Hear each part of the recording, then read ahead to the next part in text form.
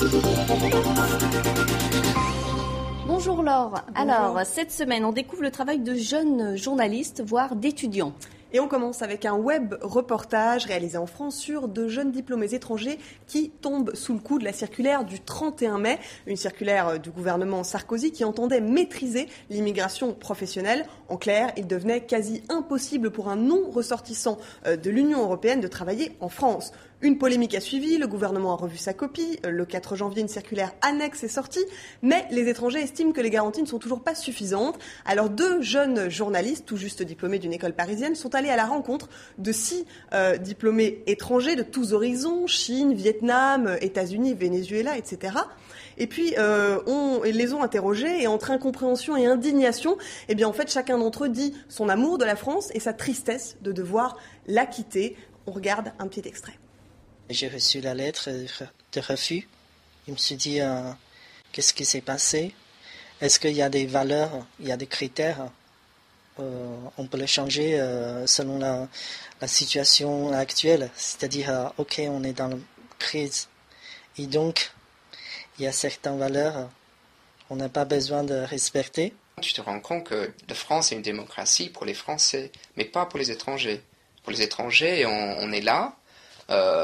On paie nos impôts, moi je paie mes impôts, assez cher quand même, et tout ça, mais et j'ai en profite des services que les impôts financent, mais au niveau de justice, au niveau de démocratie, c'est pas les mêmes règles de jeu.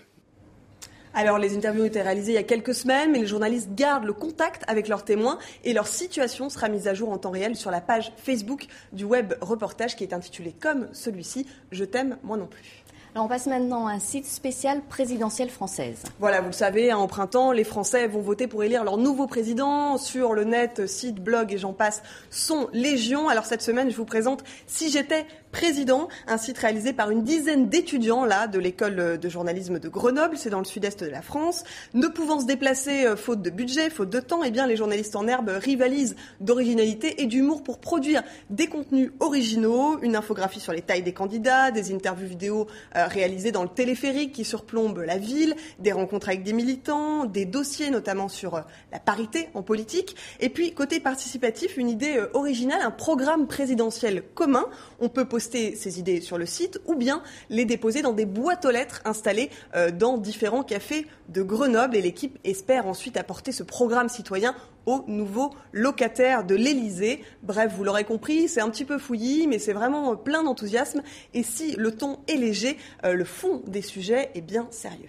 Laure, et à TV5, nous avons aussi notre site consacré à la présidentielle. Un site évidemment qui propose toute l'actualité de la campagne, qui propose des infos pratiques, des archives, également de suivre tous les comptes Twitter des candidats déclarés et supposés. Et puis dès le 29 février, vous pourrez y retrouver l'émission hebdomadaire France 2012 qui sera, elle, consacrée à cette élection. Merci beaucoup, Laure.